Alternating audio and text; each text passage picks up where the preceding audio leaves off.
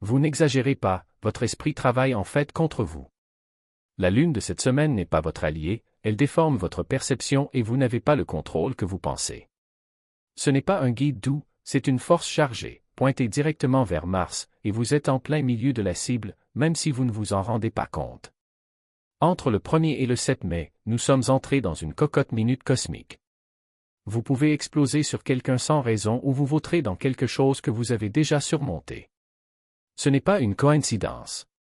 C'est la Lune qui fusionne avec Mars dans l'ombre. Et le pire? Lorsque le moment passe, vous ne trouverez pas la paix. Il vous restera une trace, et parfois cette trace brûle. Il y a un motif caché dans cette tempête lunaire que même les personnes les plus spirituelles ignorent. C'est subtil, mais une fois qu'on le voit, tout prend tout son sens. Je t'expliquerai bientôt, alors ne pars pas d'ici. Aujourd'hui, la plupart des gens entrent aveuglément dans quelque chose qui peut réinitialiser leur fréquence émotionnelle sans avertissement. Même s'ils ne s'en rendront compte que lorsqu'il sera trop tard, le jeu a déjà commencé. Vous êtes déjà tombé dans le piège, mais vous ne vous en êtes pas encore rendu compte. Les premiers jours, du jour 1 au jour 3, vous êtes en phase de préparation. La Lune s'approche de Mars lentement, presque imperceptiblement, mais l'air est lourd. De petites tensions surgissent. Vous vous mettez en colère à l'improviste ou vous interprétez mal le ton de quelqu'un. Peut-être que quelqu'un vous fait un faux sourire et que votre humeur change soudainement. Ce n'est pas de la paranoïa. C'est le test qui commence et vous êtes la cible. Cette partie de la semaine est périlleuse. Vous ne devez pas réaliser ce qui se passe. Elle veut que vous soyez inconscient à mesure que la pression monte. Vous vous demandez peut-être, pourquoi suis-je si anxieux tout d'un coup? Pourquoi cette colère sans raison? C'est la Lune qui murmure. Mais ce n'est pas seulement elle, c'est la voix de Marthe mélangée à la sienne. Et le plus impressionnant? Ce ne sont pas seulement vos réactions qui sont activées, elles sont enregistrées. Il y a quelque chose d'étrange cette semaine, quelque chose au-delà de la conjonction lunaire. C'est comme si quelque chose regardait. Pas pour juger, pas pour effrayer, mais pour faire attention. Vers le 4, lors de la conjonction Lune-Mars, l'air se raréfie, non pas physiquement, mais énergétiquement. C'est comme si le voile se soulevait suffisamment pour que quelque chose de l'autre côté puisse voir plus clairement. Vous n'êtes pas aussi seul que vous le pensez. Avez-vous déjà eu l'impression que quelque chose suivait vos pas, même lorsque personne n'était là? Ce n'est pas fou.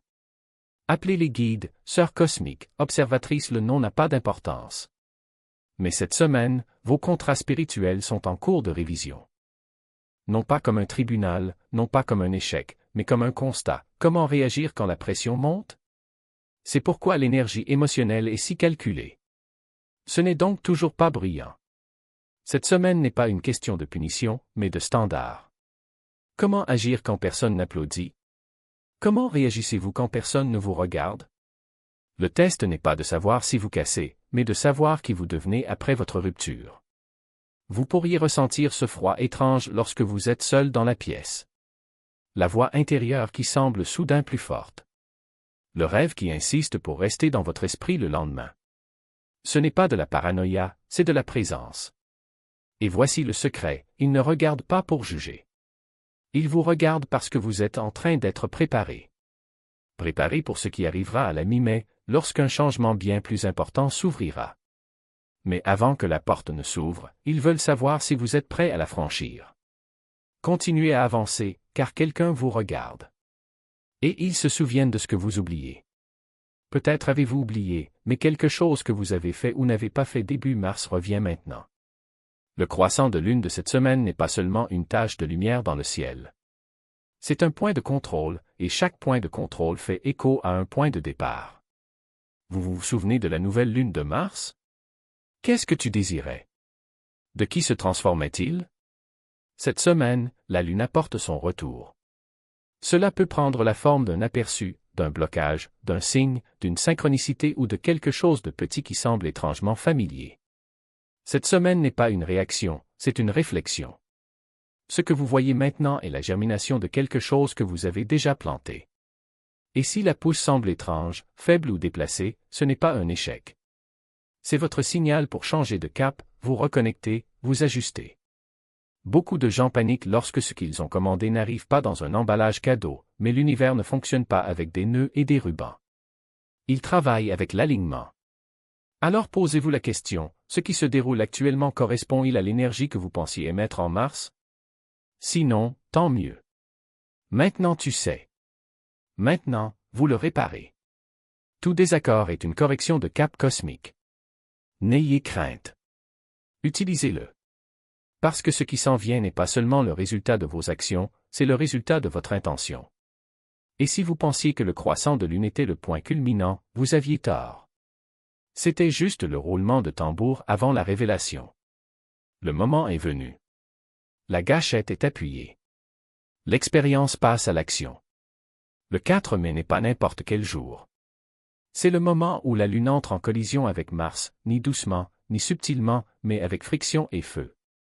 L'énergie s'accumule et soudain tout explose. C'est le moment où l'instinct crie plus fort que la raison.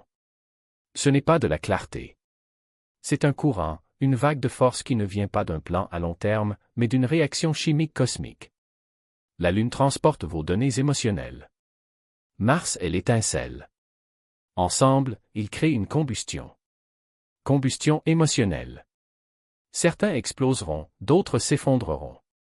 Certains ressentiront cette intensité vide dans leur poitrine, comme si quelque chose devait arriver maintenant. Si vous n'agissez pas, la pression bouillonne à l'intérieur comme une bouilloire sur le point de crier. Ce n'est pas de la motivation. C'est une provocation cosmique. Et l'univers observe votre réaction à cette provocation. Voici le problème, vous n'avez rien à faire pour réussir le test. Observez simplement l'impulsion et décidez, est-ce vraiment moi? Ou est-ce que la Lune et Mars détournent mon signal émotionnel? Ce que personne ne vous dit, c'est que cette semaine, vous ne faites pas que ressentir des choses. Vous êtes déplacé. Mars est pure force, agressivité, initiative. Il ne réfléchit pas, il pousse.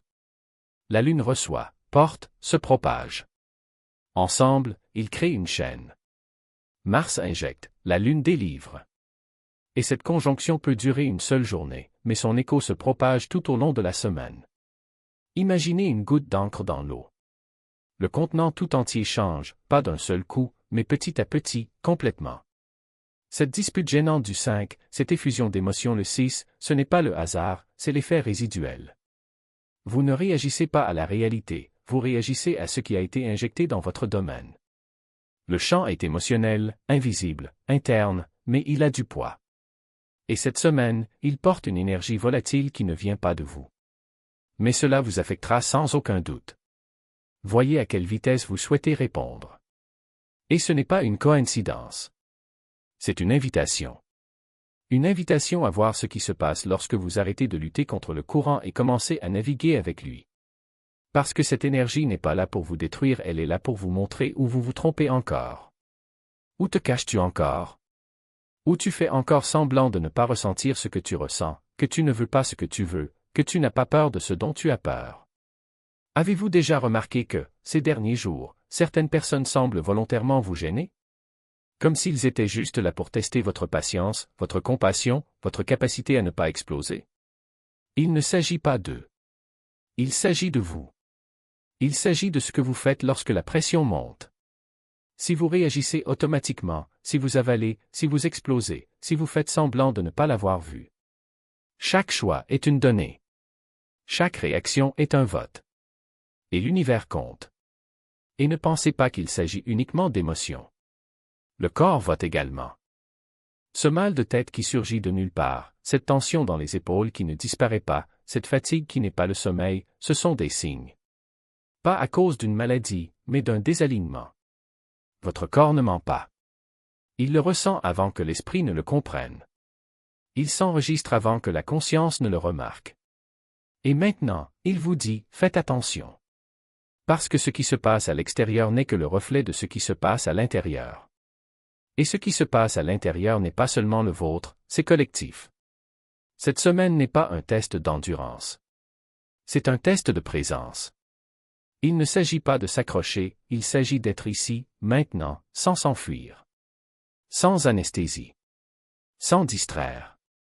Parce que ce que vous évitez, vous le nourrissez. Ce que vous niez, vous le renforcez. Et ce à quoi vous faites face, vous le transformez. Avez-vous déjà remarqué que certains souvenirs reviennent sans prévenir? Comment certaines vieilles blessures semblent-elles se rouvrir? Ce n'est pas une coïncidence. C'est l'énergie qui nettoie ce qu'il faut voir. Ce que vous avez enterré n'a pas disparu, il est simplement devenu plus lourd. Et maintenant, l'univers vous donne une chance d'alléger la charge. De regarder ce que tu as juré de ne pas exister. Admettre que oui, vous êtes toujours en colère contre cette personne. Oui, vous vous sentez toujours lésé. Oui, vous avez toujours honte de quelque chose que vous avez fait il y a des années. Et savez-vous ce qui se passe lorsque vous arrêtez de vous battre à ce sujet? Quand arrêtez-vous de dire « ça ne devrait pas être ici » et commencez-vous à dire « oh, alors ça y est ». Vous désamorcez la bombe. Parce que l'ombre n'est pas un monstre. C'est juste une partie de toi qui n'a pas encore été aimée. Ce qui n'a pas encore été entendu. Ce qui n'est pas encore intégré. Et c'est la clé. Il ne s'agit pas de vaincre l'ombre. Il s'agit d'apprendre à la connaître. Pour lui donner un nom. La regarder dans les yeux et lui dire « je te vois ». Et tu ne me contrôles plus. Parce que lorsque vous le faites, quelque chose de magique se produit. Ce qui vous dominait autrefois vous sert désormais. Ce qui vous sabotait vous rend maintenant plus fort. Ce qui était autrefois un fardeau devient désormais un pouvoir. Mais pour y parvenir, il faut arrêter de se leurrer. Vous devez arrêter de dire « je vais bien » quand ce n'est pas le cas. Vous devez arrêter de justifier vos réactions par « je suis comme ça ». Vous devez arrêter de blâmer les autres pour ce que vous ressentez. Parce que cette semaine ne les concerne pas. Il s'agit de vous. À propos de ce que vous faites quand personne ne vous regarde. À propos de ce que vous choisissez de nourrir. À propos de ce que vous décidez de lâcher prise. Et ne vous y trompez pas, l'univers regarde. Pas avec jugement, mais avec curiosité. Comme un scientifique confronté à une expérience fascinante. Il veut voir ce que vous ferez avec cette énergie. Que vous alliez vous noyer dedans ou que vous l'utilisiez pour nager plus vite. Si vous allez la laisser vous contrôler ou si vous allez la contrôler. Parce que c'est la vérité, vous n'êtes pas victime de cette énergie. Vous êtes son chauffeur. Vous êtes l'alchimiste. C'est vous qui décidez si cela va vous brûler ou si cela vous éclairera. Et la différence entre une chose et une autre ne réside pas dans l'énergie, mais en vous. Dans votre capacité à être présent. Être conscient. Être disposé à voir ce qui doit être vu. Alors ne vous enfuyez pas. Ne vous laissez pas distraire. Ne vous anesthésiez pas. Reste ici. Sentir. Montre. Respirer. Parce que cette semaine n'est pas un obstacle. C'est une opportunité. Une occasion de voir qui vous êtes vraiment lorsque les masques tombent. Quand les défenses sont en panne. Quand tu n'as nulle part où fuir. Et quand vous faites cela, quand vous faites réellement cela, quelque chose d'incroyable se produit. Vous réalisez que vous n'avez pas besoin d'être parfait. Que vous n'avez pas besoin d'avoir toutes les réponses. Que vous n'avez pas besoin de tout contrôler. Vous réalisez que ce qui compte n'est pas ce qui se passe, mais la façon dont vous réagissez. Et ça, en fin de compte, c'est ce qui vous définit. Alors respirez profondément. Regardez autour de vous. Voyez ce qui émerge. Et rappelez-vous, vous n'êtes pas seul dans ce cas. Tout le monde le ressent. Tout le monde est testé. Tout le monde est invité à grandir. La différence est que certains accepteront l'invitation. Et d'autres feront comme s'ils n'avaient pas entendu. Et toi? Qu'est-ce que ce sera?